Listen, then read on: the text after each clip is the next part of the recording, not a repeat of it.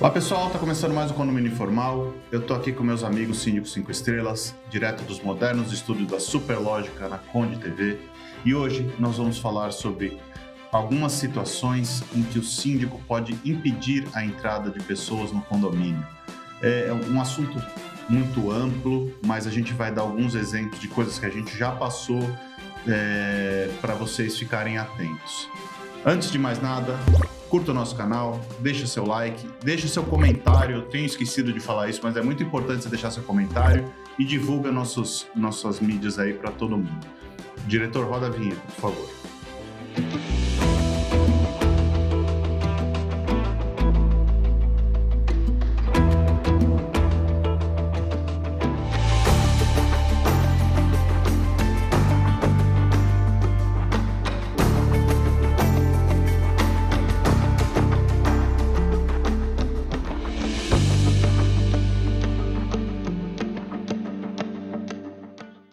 Pessoal, estamos de volta aqui com o Condomínio Informal. Hoje nós vamos falar sobre algumas situações em que o síndico pode impedir a entrada de pessoas no condomínio, fora das normais, né? Na verdade, porque aquelas que a gente já conhece não faz muito sentido a gente falar. Priscila, você quer começar? Eu quero começar. Se eu responder não, o que ele vai falar? A gente combinou antes, eu falei, você está obrigado a começar. Bom, é interessante colocar para vocês, porque... acho que primeiro eu vou dar a solução se você tem alguma dúvida, né? A gente vai esclarecer algumas aqui, mas condomínio é uma caixinha de surpresa, sempre tem uma situação nova em que pode ter alguma situação que a gente não comentou aqui. Se você tem dúvida, pergunte para o seu advogado. É a melhor forma de resolver esse problema. E a gente espera que o seu advogado entenda sobre direito de condomínio.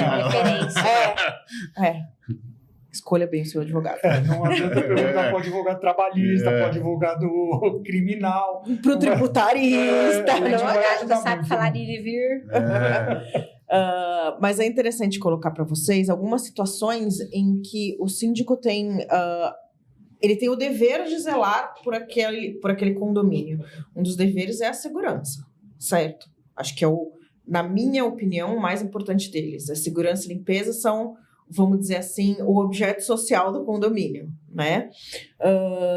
E quando você fala em segurança, essa segurança também serve para aquele proprietário que já faleceu, por exemplo, né? Nós estamos com uma situação que é muito... Eu vou dar o exemplo para vocês entenderem, ela é muito peculiar. Você tem um morador que preenche um cadastro e coloca quem são as pessoas autorizadas a entrar naquela unidade, certo? Nesse cadastro, não tem ninguém. Tem apenas o proprietário, tá? De vez em quando, o filho vinha visitá-lo. Todas as vezes era que ele não estava junto. Interfonava, permitia a entrada, o filho subia, certo? Infelizmente, esse morador veio a falecer. E aí? Quem entra? Eu sei se ele tem outro filho? Eu não sei. Porque a intenção dele entrar é para recolher os pertences do pai e... Eu não sei qual é. Mas ele pode ter outras intenções. Eu não sei o que o cara tem guardado lá dentro. A minha postura é manter a segurança. Com certeza. Como uma pessoa falecida permite que outra pessoa entre na unidade? Não permite, ele tá morto. Então. Mas como você vai saber, né? Como não é porque ele tá morto que você pode deixar subir, né? Tenho certeza que você não quis dizer isso, mas ele não... como isso pode acontecer? O apartamento é dele. Ele tem... Você entra com o inventário, um rolamento, que quer que seja, a questão da sucessão, aí você procura um advogado de família e sucessões, no caso, não é o condomínio. Pode ser o mesmo, mas ele tem que entender das duas coisas. E você vai pedir para que você faça ali todo o trâmite do inventário, a avaliação, os bens e tudo mais, e a partir poxa, eu vou dizer, aqui em São Paulo a gente tem um volume grande de processos, mas eu nunca vi uma certidão de inventariante demorar mais do que 15 dias para ser... Rápido, né? Você não precisa entregar toda a documentação, porque uma das alegações para forçar essa entrada, eu preciso dos documentos que estão lá dentro, não. Para entrar com o inventário judicial, no caso dele, você só precisa da certidão de óbito e depois você completa com os demais documentos e você precisa designar alguém para ser o responsável por aquela unidade. Eu preciso de um responsável por aquela unidade. Inclusive porque esse menor fazia uma bagunça grande, jogando garrafas de vidro no prédio vizinho. Então, eu preciso que tenha um responsável por aquela unidade. Para que eu não faça... Porque se eu permito... Vamos supor que a gente sabe que tem ali o filho, porque a gente já está nesse condomínio há 8 anos. 7 anos. 7 anos. Então, assim, a gente viu o menino crescer, né? Mas independente disso, sei lá se ele não tem um filho mais velho. Seja E aí mais você velho, deixa mais entrar, novo, vai que- esposa, uma mulher, não dá pra saber. Eu não sei se vocês assistem novela, mas vai que ele tem uma turma ali na Paraíba guardada dentro de casa. É um bem de valor que, de repente, pode ir para um destino... Então, não sobe. Para subir, inventariante se torna responsável pelo apartamento e, assim, autoriza outras pessoas a entrarem. Assim como quando a gente tem uma separação de corpos, por exemplo, e tem uma cautelar ali, Essa parte é importante. Essa parte dessa questão sucessória, ela é bem, como se disse, é bem peculiar, né? Ela é bem específica. É uma situação que provavelmente muitas das pessoas não vão nem passar por isso, mas é importante todo mundo saber. Mas essa questão de marido e mulher, ou de casais que se separam e que um dos dois cônjuges sai da unidade e depois quer ter o direito de voltar e entrar na unidade sem autorização do primeiro, isso é importante também a gente falar. Isso é uma situação que praticamente acontece toda hora, todo mês acontece assim, nós que temos uma carteira maior de condomínios, isso é muito recorrente, né? Então, assim, mais do que eu gostaria. Às vezes a gente pensa que determinado morador, ele é o proprietário da unidade privativa. E às vezes não é. Às vezes eles vivem ali, por exemplo, em união estável, e o apartamento já era de um dos conviventes, não é do outro. Aí você fala assim, né? Então, tem situações que a pessoa fala assim, nossa, mas é que ele que representava, ele que fazia, ele que as assembleias, ele tudo. Só que, de repente, é só a esposa, só a mulher, que é dona da unidade privativa. Aí, de repente, os dois brigam e ela expulsa ele de casa. E aí ela chega e fala, olha, ele já não pode mais entrar aqui ao lar conjugal. E aí você vai fazer o quê? Você vai falar o quê para essa pessoa? Olha, quem é o proprietário? Quem é o proprietário? Aí ela diz, olha, não se preocupem que eu não preciso já de nenhuma certidão de nada, porque olha, aqui na matrícula do imóvel consta a data em que efetivamente eu comprei, eu era solteiro, ele não existia, e aqui tem uma escritura de união estável, onde dá aqui o marco inicial da nossa relação. Aí, se o síndico, não precisa ser advogado para isso, ele verificar e falar, puxa, a matrícula realmente é data tal. A escritura da união estável é depois. Então, é só pedir para que ela formalize nos canais oficiais do condomínio que aquela pessoa, o companheiro, não poderá mais adentrar a unidade privativa e nem as áreas comuns. Agora, e quando... É o contrário. E quando são casados, né? E ali são condôminos um do outro, daquela unidade privativa. A gente usa o mesmo termo, inclusive, condôminos um do outro daquele imóvel. E aí, antigamente, a gente tinha muito aquela questão, né, de separação de corpos, isso aqui. Hoje não tanto, depende, você tem que pedir isso, né? Você tem que requerer isso, o juiz tem que dar... Porque, às vezes, a pessoa ela tem o direito de ficar no mesmo condomínio dentro da casa, né? Dentro do apartamento, mesmo que separados. Mas aí, entre aquelas situações de violência doméstica, medidas restritivas, e normalmente são essas medidas restritivas que acabam sendo documento hábil para que a pessoa realmente não tenha que adentrar a unidade privativa, mesmo sendo proprietário, ou melhor, coproprietário daquela unidade. Então, o síndico tem que se adequar a essas questões também. Por quê? Porque as nomenclaturas, elas mudam, as formas de aquisição da propriedade também mudam.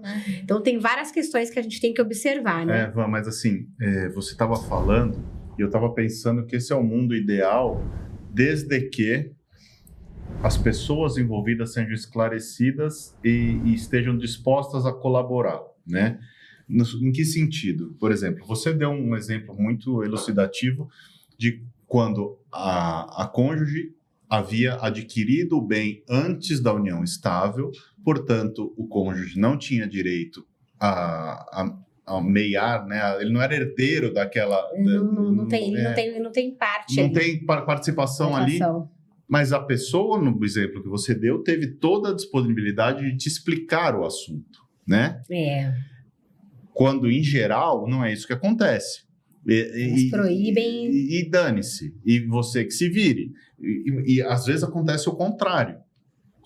Vamos usar o seu mesmo exemplo, que a condômina era proprietária, e vamos supor que ela saiu de casa. E aí o cônjuge dela te liga e fala assim, eu não quero mais que ele entre aqui a partir de amanhã, porque eu estou na minha casa, não sei o que lá, e ela não pode mais entrar. E aí, se você não tem acesso a esses documentos, né, a esse nível de detalhamento, você fica com a sua decisão prejudicada. É lógico que a primeira coisa que você tem que fazer é pedir os documentos. Exatamente. Não, e acho que nesse caso... Sim. Nesse caso, você tem os dois sistemas, e a gente volta a falar de sistema... Você tem o cadastro das pessoas, né? Tendo o cadastro dessas pessoas, a primeira coisa é não posso proibir, né? Mas o síndico, em algumas situações, ele vai precisar ir mais a fundo, ele vai precisar pedir uma matrícula. Esses dias eu precisei pedir uma matrícula, não lembro para que era, mas para saber o que realmente... quem que... Na verdade, eu sei...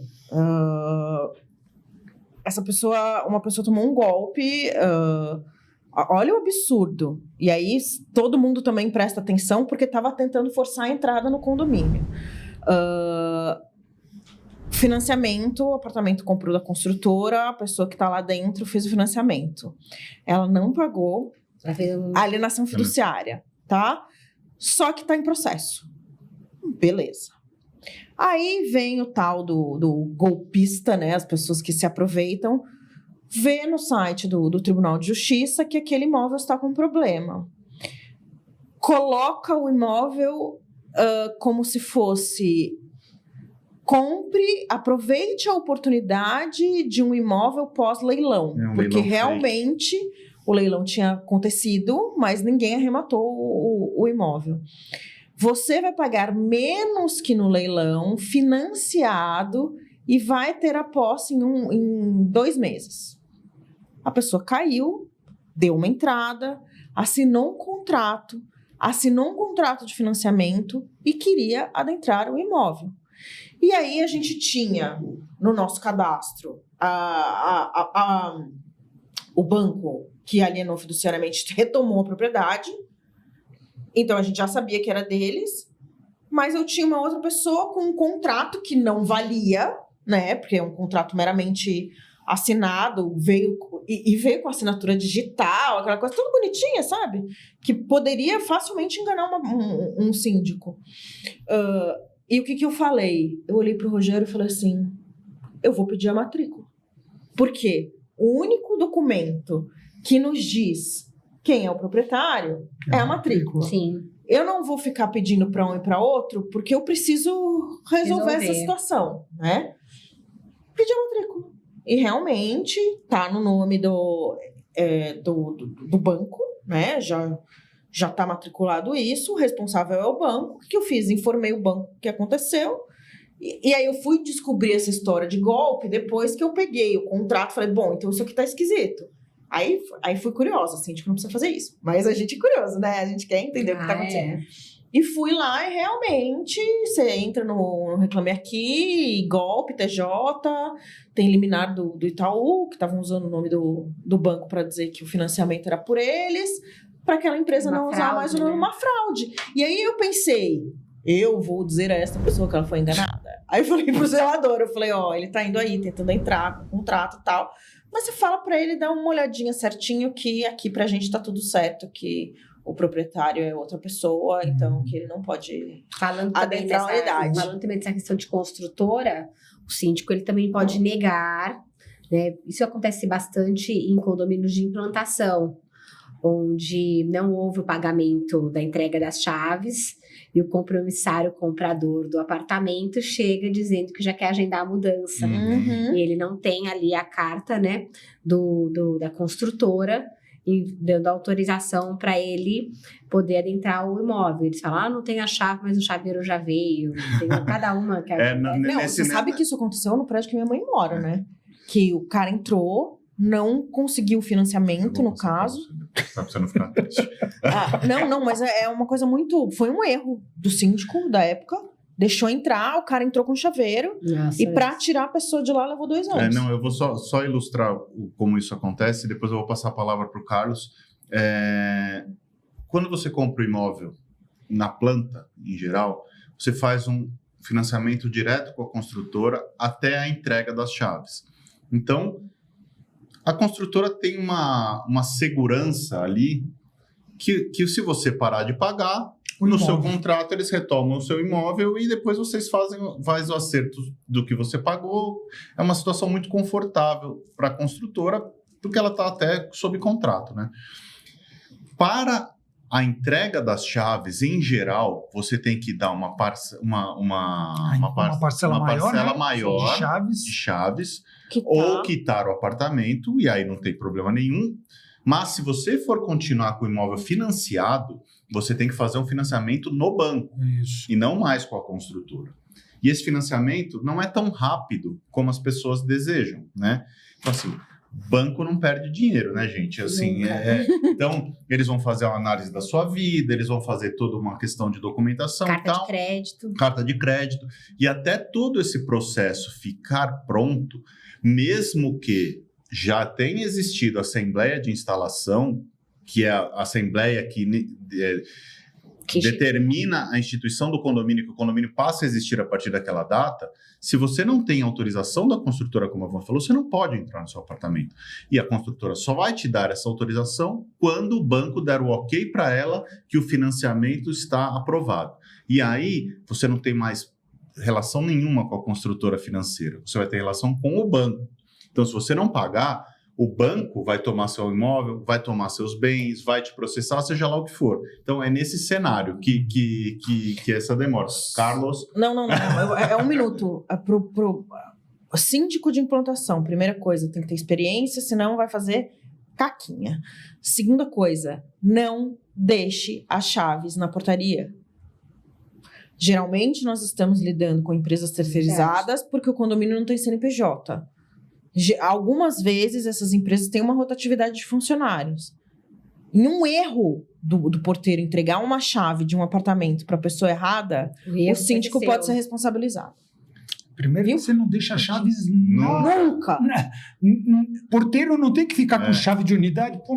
Porteiro não é chaveiro. Exatamente. Eu concordo e assino embaixo em relação a isso, mas a gente sabe que em condomínio e implantação é um pouco... Não, a gente sabe que tem um monte de síndico que deixa mesmo. Depois, para você tirar isso... Eu tenho um episódio... você que é ruim.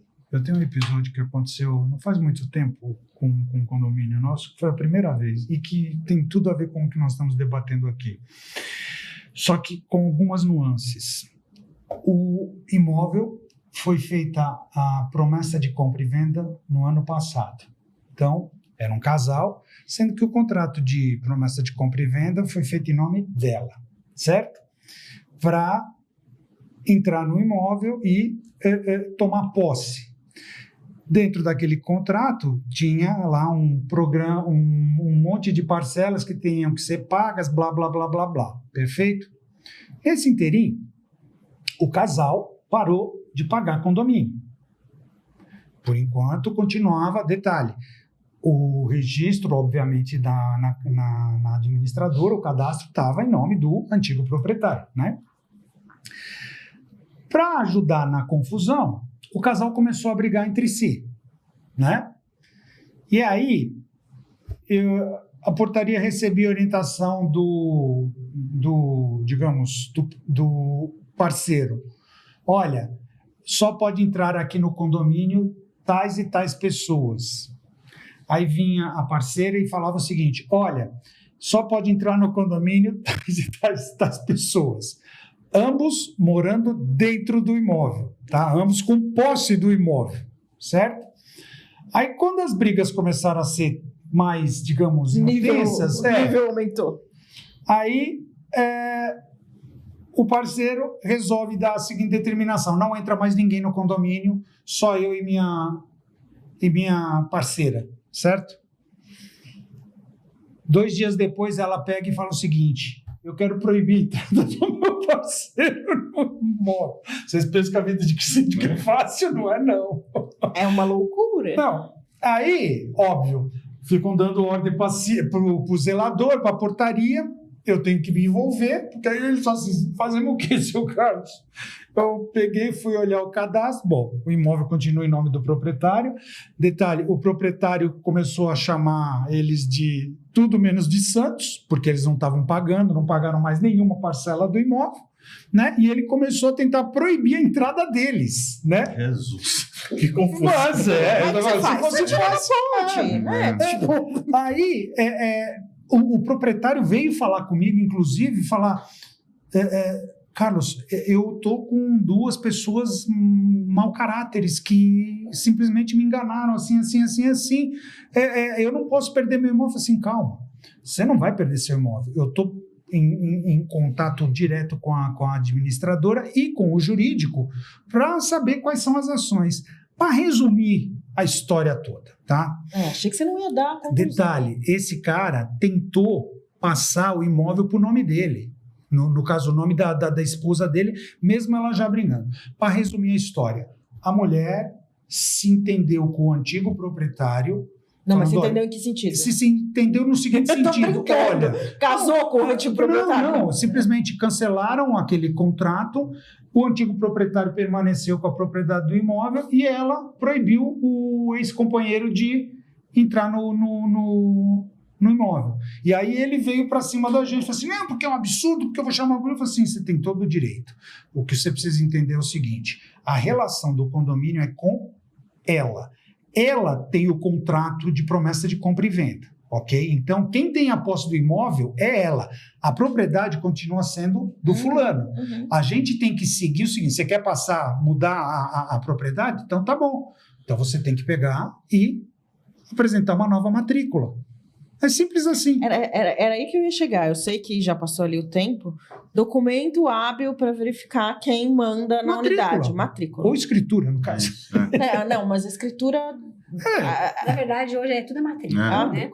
Porque hoje, graças a Deus, você não faz a escritura e não matricula. Os cartórios têm... É um passo para o outro. Mas antigamente a escritura a pessoa podia colocar na gaveta, entendeu? Hoje não dá mais. Não. Tem muito ainda imóvel sem regularização que está com a escritura de um nome e matrícula. Ninguém quer averbar.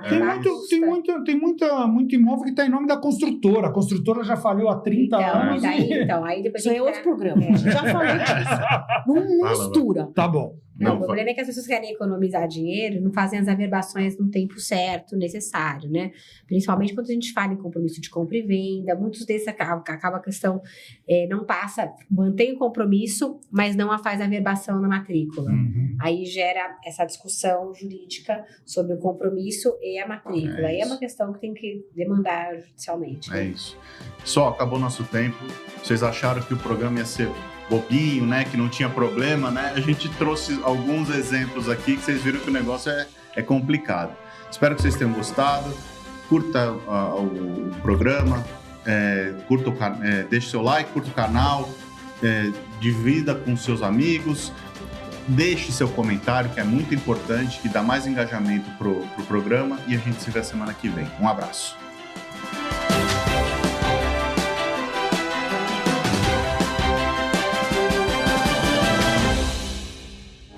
Repinte busca oferecer o serviço mais importante de todos, que é cuidar do seu bem-estar. Temos muito orgulho em dizer que realizamos mais de 1.700 obras em edifícios de São Paulo e na Grande São Paulo. Não deixe sua família na mão de qualquer um. Conte com a Repinte. Informação de qualidade e credibilidade é aqui.